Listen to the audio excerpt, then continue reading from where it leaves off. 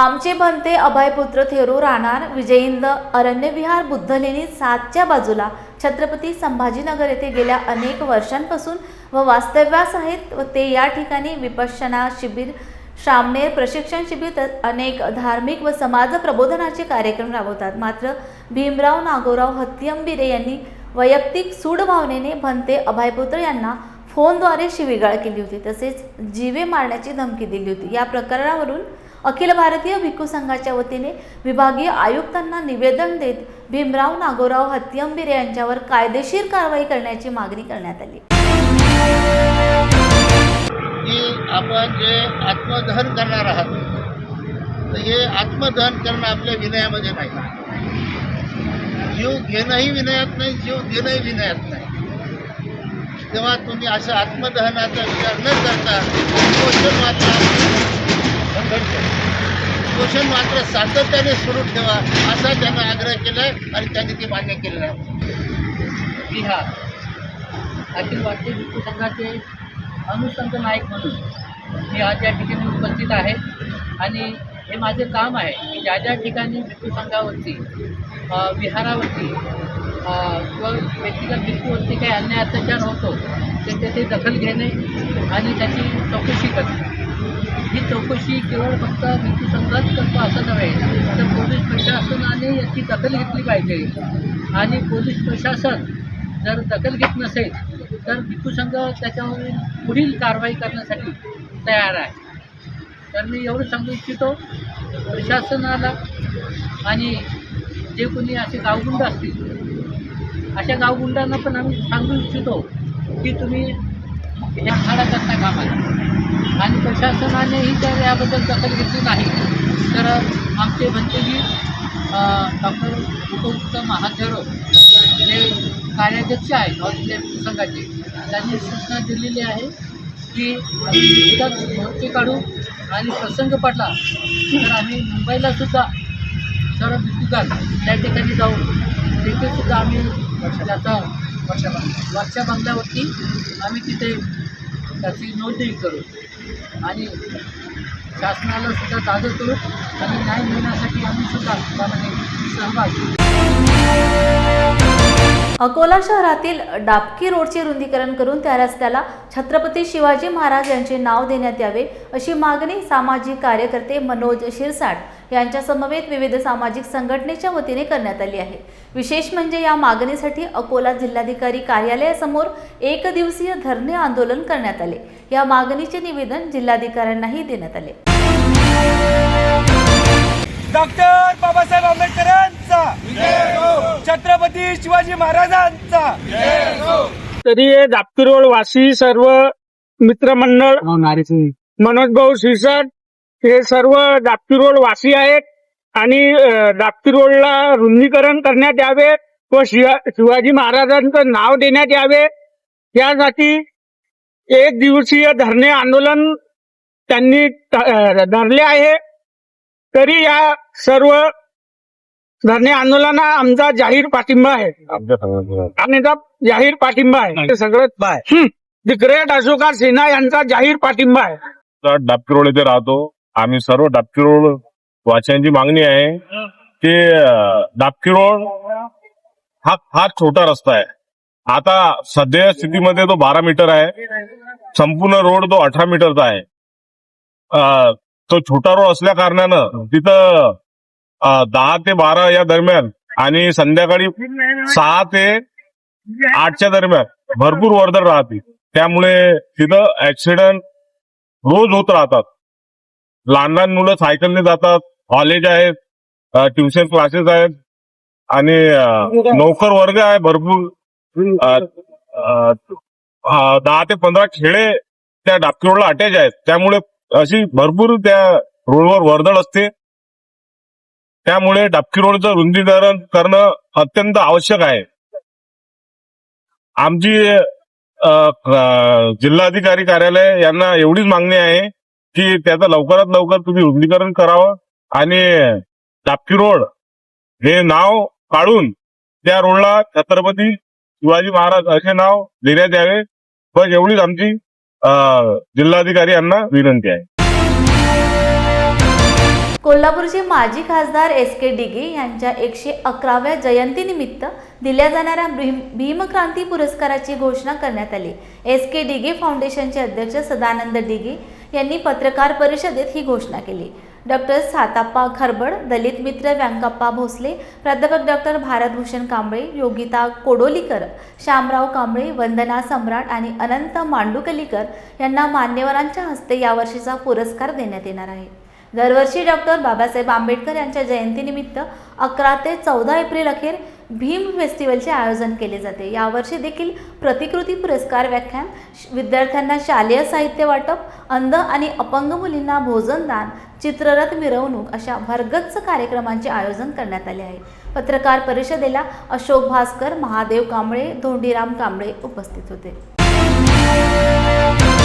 कथित माजी खासदार SK डिगे मेमोरियलच्या फाउंडेशनच्या वतीनं प्रतिवर्षाप्रमाणे याही वर्षी SK डिगे यांच्या 111व्या जयंतीनिमित्त समाजरत्न भीमक्रांती पुरस्काराची घोषणा करण्यात आलेली आहे। यामध्ये सर्वश्री डॉक्टर साताप्पा खरबडे, दलित मित्र व्यंकप्पा भोसले, भारतभूषण कांबळे, योगिता कडोलीकर, शामराव कांबळे, वंदना सम्राट, आनंद कांबळे मांडुकलीकर आदींना पुरस्कार देण्यात आलेला आहे। या कार्यक्रमाचे पुरस्कार वितरण समारंभ 13 एप्रिल 2024 रोजी दुपारी 1 वाजता शाहू स्मारक भवन येथे विश्वरत्न डॉक्टर बाबासाहेब आंबेडकर यांच्या 133व्या जयंतीच्या पूर्वसंध्येला देण्यात येणार मान्यवरांच्या हस्ते देण्यात येणार आहे। सचिव या ठिकाणी महादेव कांबळे, आमचे ज्येष्ठ संचालक अशोकराव विठ्ठल भास्कर आणि महादेव धोंडीराम कांबळे आदी या ठिकाणी उपस्थित आहेत। आर्थिकदृष्ट्या गरीब असलेल्या विद्यार्थ्यांसाठी मिशन IAS 30 हे संपूर्ण निवासी निशुल्क UPSC तयारीची बॅच नवी दिल्ली येथे प्रारंभ करण्यात आली आहे। देशभरातील गुणवंत पण अत्यंत गरीब विद्यार्थ्यांचे IAS आणि IPS अधिकारी होण्याचे स्वप्न पूर्ण करण्यासाठी ही विशेष बॅच प्रारंभ करण्यात आल्याचे आंबेडकरवादी मिशनचे प्रमुख दीपक कदम यांनी स्पष्ट केले। संपूर्ण देशभरातील 30 अत्यंत गरीब घरातील विद्यार्थ्यांची निवड करून त्यांना दिल्ली येथे निशुल्क 1 वर्ष निवासी व्यवस्था, भोजनाची व्यवस्था व 1 वर्ष मुख्य परीक्षा, पूर्व परीक्षा व मुलाखतीची निशुल्क तयारी करून घेतली जाणार आहे।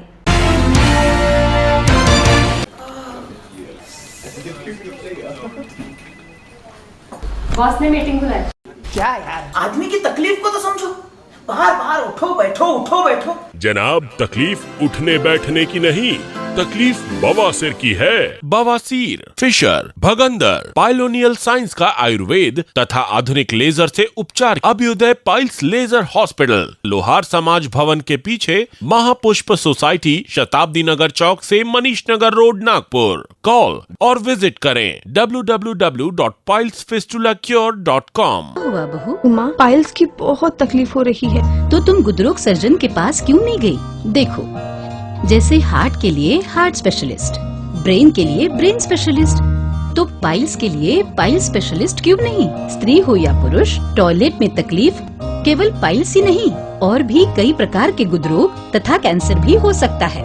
इसीलिए इसकी प्रत्यक्ष जांच जरूरी है। ठीक है माँ, पर जांच के लिए हम जाएंगे कहाँ? वही काले आयुर्वेदिक पाइल्स हॉस्पिटल में। लेकिन माँ, प्रेगनेंसी में पाइल्स की दवाइयाँ? प्रेगनेंसी में आयुर्वेदिक दवाइयाँ सुरक्षित होती है। जनहित में जारी। काले आयुर्वेदिक पाइल्स हॉस्पिटल, औषधि चिकित्सा तथा सर्जरी ट्रीटमेंट उपलब्ध। हमारा पता Umred road, Dighori bus stop के पास, नागपुर। अधिक जानकारी के लिए वेबसाइट पर जाएं kalepailshospital.com। मुंबईजवळच असलेल्या उल्हासनगर येथे निर्भय बनो सभेचे आयोजन करण्यात आले आहे। 2 मार्च रोजी तक्षशिला विद्यालयात होणाऱ्या या सभेचे आयोजन सकल भारतीय समाजाच्या वतीने करण्यात आले आहे। या सभेला निर्भय बनोचे प्रणेते आणि ज्येष्ठ पत्रकार निखिल वागळे तसेच किरण सोनावणे उपस्थित राहणार आहेत।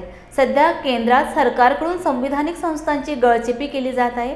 लोकशाही धोक्यात आली असून आज या विरोधात आवाज उठविण्याची गरज आहे। यासाठीच या सभेचे आयोजन करण्यात आल्याची माहिती आंबेडकरवादी विचारवंत श्यामदादा गायकवाड यांनी दिली। 2 मार्च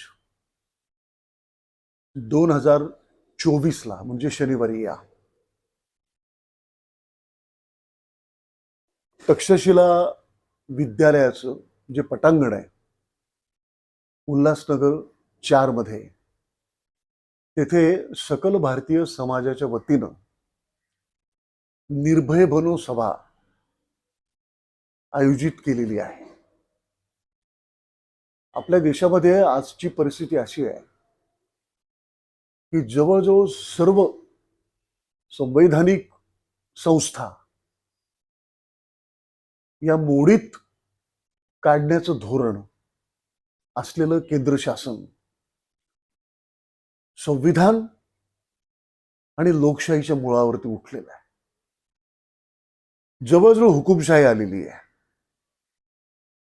अशा अवस्थेमध्ये लोकशाही मूल्यांचं आणि संविधानिक मूल्यांचं रक्षण करणं आणि इथली लोकशाही टिकवण्याच्यासाठी सर्व जाती धर्मातल्या सर्व भाषिक जनतेनं एकत्रित येऊन लोकशाही वाचवण्यासाठी बोललो पाहिजे. आता जर आपण काही बोललो नाही तर अशी वेळ येईल की आपल्याला बोलण्याची संधीच मिळणार नाही. सारा देश त्याचं तुरुंगामध्ये रूपांतर होऊ शकतं. अशा भयावह कालखंडातून आपण चाललेलं असल्यामुळे 2 मार्च रोजी ही जी निर्भय बनो सजा म्हणजे सभा जिचं आयोजन केलेलं आहे, त्या सभेला निर्भय बनोचे प्रणेते आणि एक ज्येष्ठ पत्रकार निखिल वागळे हे येणार आहेत. पत्रकार किरण सोनवणे हे आहेत. आणि हा कार्यक्रम माझ्या अध्यक्षतेखाली जरी होत असला तरी पण छत्रपती शिवाजी महाराज, ज्योतिबा फुले, राजर्षी शाहू महाराज आणि डॉक्टर बाबासाहेब आंबेडकरांच्या वैचारिकतेवरची ज्यांचा विश्वास आहे अशी सर्व जनता मोठ्या संख्येनं या कार्यक्रमाला उपस्थित राहील अशी मला आशा आहे. संध्याकाळी 6 वाजता 2 मार्चला तक्षशिला पटांगणावर सर्व प्रागतिक जनतेनं यावं, पुरोगामी जनतेनं यावं. ज्यांची संविधानावर निष्ठा आहे, लोकशाही प्रणालीवर निष्ठा आहे, अशा सर्वांनी यावं आणि हा वैचारिक जागर मांडावा अशी मी सर्वांना विनंती करतो. वर्धा जिल्हा बार असोसिएशनच्या गैरकारभाराने अनेक सदस्य त्रस्त झाले असून असोसिएशनच्या 58 सदस्यांनी अध्यक्षांना निवेदन देऊन जमा खर्च सादर करण्यात यावा अशी मागणी केली होती. त्यावर अध्यक्ष ॲडव्होकेट KP लोहवे यांनी सादर करण्याचे निर्देश सचिवांना दिले होते, परंतु सचिवांनी अद्यापही खर्चाचा हिशोब सादर केला नाही. त्यामुळे त्यात मोठा गौडबंगाल असल्याचा संशय निर्माण होत आहे. त्यामुळे संघाच्या कारभाराची चौकशी केली जावी अशी मागणी पत्रकार परिषदेत संघाचे सदस्य ॲडव्होकेट अनंत साळवे, अर्चना वानखेडे, नीलकंठ हुड यांनी केली आहे. सोसायटीज ॲक्टमध्ये रजिस्टर्ड अशी संघटना आहे. आता संघटना म्हटलं तर त्या संघटनेचे काही नियम असतात, नियमावली असते आणि त्या नियमांचं पालन होणं आवश्यक आहे, हे साधारण अपेक्षित आहे. वर्धा जिल्हा बार असोसिएशनमध्ये मागील 2 वर्षापासून वेगवेगळ्या पद्धतीने तेथील सदस्यांचं दमन केलं जातं. विशिष्ट कंपू, विशिष्ट लोक आणि विशिष्ट हितसंबंधीय एकत्र येऊन सर्वसामान्य बार असोसिएशनच्या जे सदस्य आहेत त्यांचा आवाज दाबण्याचा पूर्णपणे प्रयत्न करतो. सगळ्यात पहिला विषय असा आहे की आता एक उदाहरणार्थ बार असोसिएशनच्या घटनेमध्ये कुठल्याही सभेचा डेकोरम कसा असावा याबद्दलचा उल्लेख. त्याच्यामध्ये सगळ्यात पहिला विषय आहे, हा फक्त बारचा म्हणूनच नाही तर इतर सगळीकडे पण असतो, की मागील सभेत झालेल्या इतिवृत्ताला मंजुरी देणे. आजपर्यंत मागील 2 वर्षात कुठल्याही सभेमध्ये मागच्या सभेचं इतिवृत्त कधी प्रेझेंटच करण्यात आलेलं नाही. आमच्यासारखे जे लोक त्यांच्या दमनशाहीचा विरोध करत आहे, आमचा विरोध कुठेही कागदोपत्री दर्ज केला जात नाही. यावर्षी बार असोसिएशनमध्ये एकूण 6 लाख रुपयाचा व्यवहार झाला. एकूण 6 लाख रुपये गोळा करण्यात आले. आता या 6 लाख रुपयाचा हिशोब हा तोंडातोंडी फक्त काही आकडेवारी तोंडावर टिकून संपवण्यात आला. वास्तविक बघता हा हिशोब मंजूर केला गेला आहे काय, हा असा ठराव मांडला गेला पाहिजे होता आणि त्याच्यावरती व्होटिंग व्हायला. परंतु असं काहीही न करता सरळसोटपणे चर्चा करण्यात आली आणि सभा बरखास्त करण्यात आली. यावरती आम्ही आक्षेप नोंदवले की जे वार्षिक हिशोब आहे त्याची एक तर तुम्ही आम्हाला प्रत द्या, किंवा आता नवीन काळाला सुसंगत तुम्ही जो व्हॉट्सॲप ग्रुप चालवताय बार असोसिएशनचा, त्या बार असोसिएशनच्या व्हॉट्सॲप ग्रुपवर तरी तुम्ही हा हिशोब शेअर करा. याकरता बार असोसिएशनच्या 55 सदस्यांनी आपल्या सहीनी एक रिक्विजिशन दिलं अध्यक्षांनी ते रिक्विजिशन, त्याच्यावर एकूण 55 लोकांच्या सह्या आहेत वकिलांच्या. जे 55 सदस्य आहेत ज्यांनी आपली सदस्यता फी भरली आहे, ज्यांना हा हिशोब मागण्याचा पूर्ण अधिकार आणि हक्क आहे. याच्यावरती अध्यक्षांनी तत्कालीन सचिवांना सदर हिशोब देण्यात यावा असे निर्देश पण दिले. परंतु वर्धा जिल्हा बार असोसिएशनच्या माजी सचिव अनुजा देशपांडे यांनी अद्यापपर्यंत हा हिशोब दिलेला नाही. आमचं ठाम असं मत आहे की सदर 6 लाखाचा पूर्णपणे गैरव्यवहार करण्यात आलेला आहे. त्याच पलीकडे जर तुमच्याकडे 6 लाख रुपये गोळा केले जातात, आपली काही व्यावसायिक संस्था नाही, व्यावसायिक संस्था नसताना जर तुमच्याकडे 6 लाख रुपये गोळा होत आहे, तर तुम्हाला काही बाबतींमध्ये सामंजस्याची भूमिका घेणं आवश्यक आहे. परंतु नवीन झालेल्या 60 सदस्यांकडून त्यांना मेंबरशिप घेण्याकरता तब्बल 2100 रुपये चार्ज करण्यात आले. साधारणतः LLB करणारे, नुकते LLB झालेले जे वकील लोक आहेत, नवीन वकील आहेत, त्यांच्याकरता 2100 रुपये फार मोठी रक्कम होती. कारण की ते अजून कमाईलाच लागायचे. आपल्याला नफा कमवण्याकरता ही संघटना चालवायची नसते, तर वकिलांच्या समस्या सोडवण्याकरता ही संघटना. तुम्ही वकिलांना पहिल्या दिवशी समस्या निर्माण करता की 2100 रुपये बघ.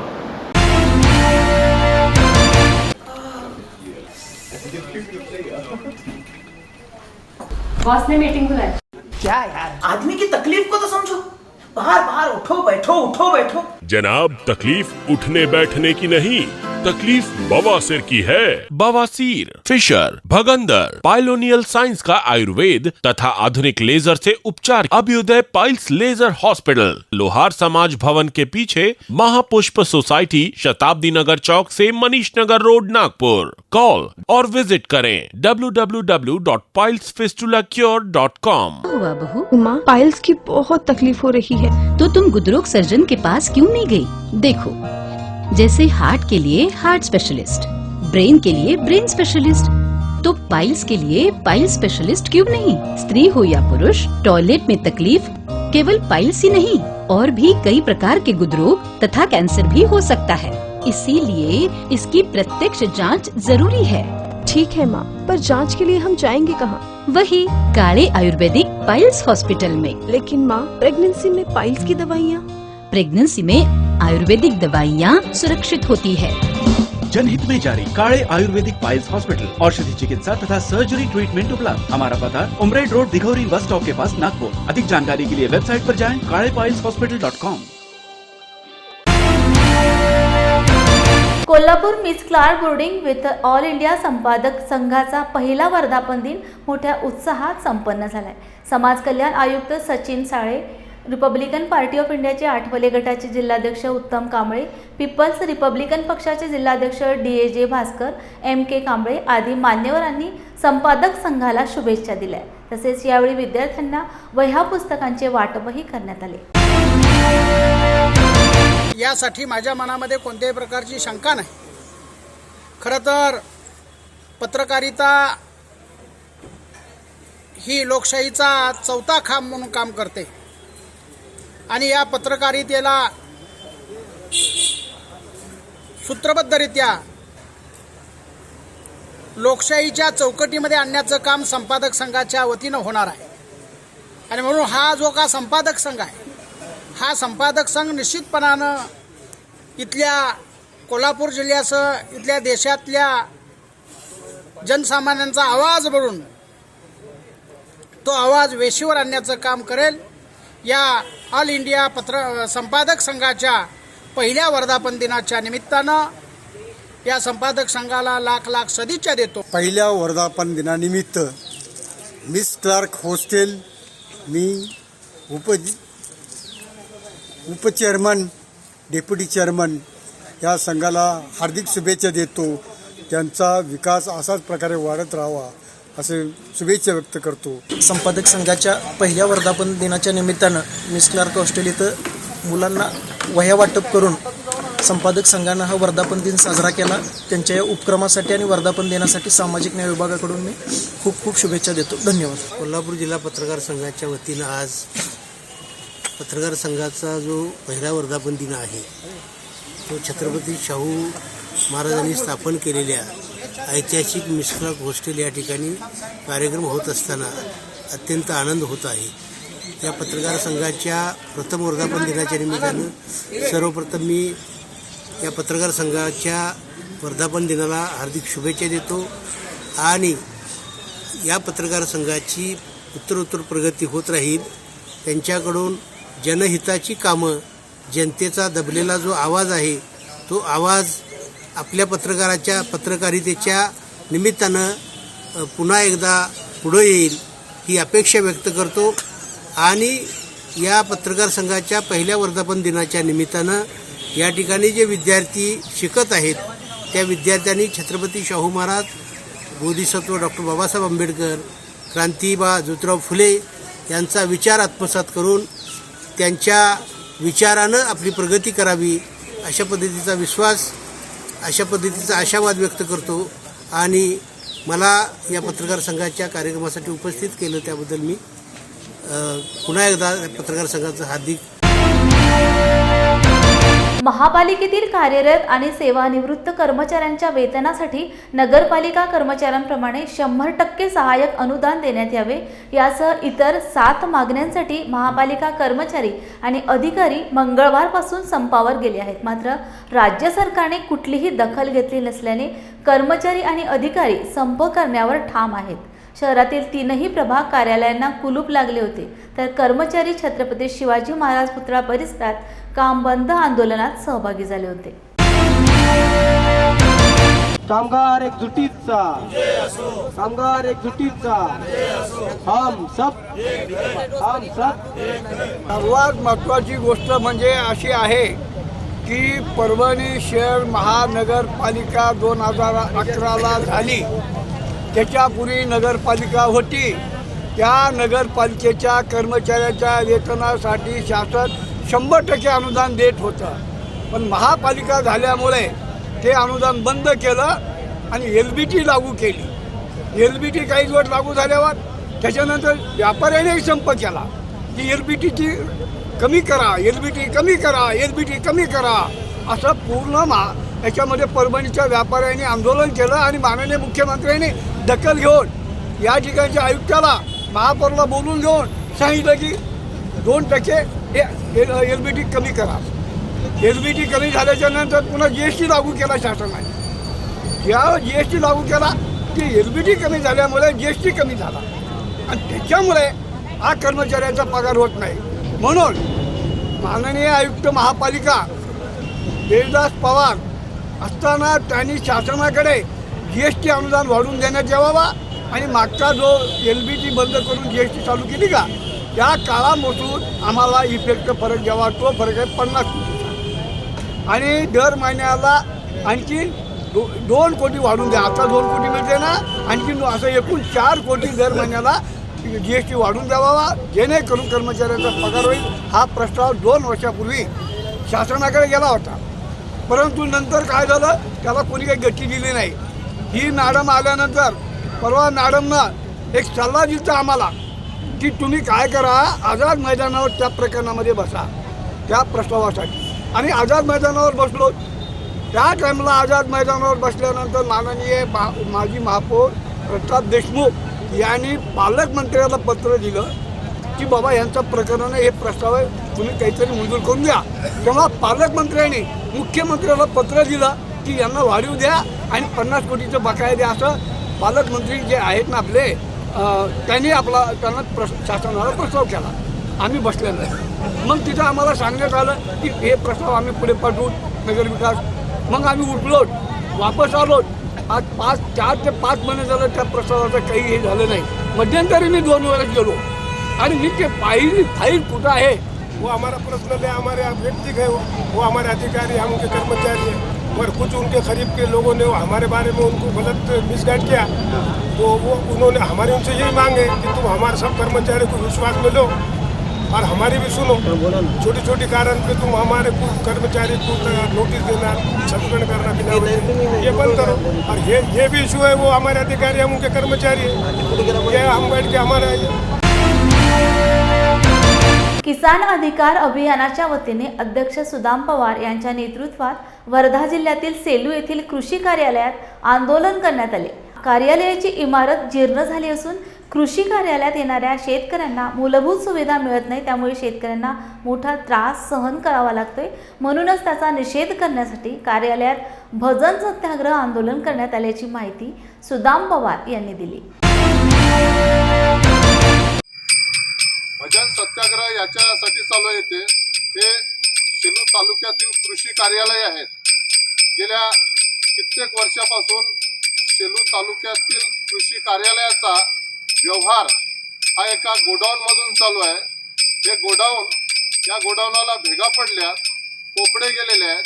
तिथे टॉयलेटची सुविधा नाही, तिथे पिण्याची सुविधा नाही, तिथे बाथरूमची सुविधा नाही, तिथे येणाऱ्या शेतकऱ्यांना बसण्यासाठी सुविधा नाहीत. तिथे शेतकऱ्यांची एखादी सभा घ्यायची असेल, बैठक घ्यायची असेल तर इथल्या कर्मचाऱ्यांना कुठेही बसण्यासाठी सुविधा नाही. त्यामुळं आम्ही वर्धा जिल्ह्यातील सेलू तालुक्यामध्ये एक कृषी विभागीय सुसज्ज व्हावं, सुविधायुक्त व्हावं करिता इथून सेलू तालुक्यातील शेतकरी इथे भजन सत्याग्रह करत आहे. म्हणून या माध्यमाने आम्ही शासन प्रशासनाला हे सांगू इच्छितो की किमान सरकार आणि शासन प्रशासनाने जागे व्हावं आणि सेलू तालुक्यातील कृषी कार्यालय हे सुसज्ज बनवावं, सुविधायुक्त बनवावं, अशी आमची सरकारला, शासन प्रशासनाला मागणी आहे. जय मीडियाच्या बातमीपत्रात वेळ झाली आहे. इथेच थांबण्याची. पुन्हा भेटूया ताजा घडामोडी घेऊन. जय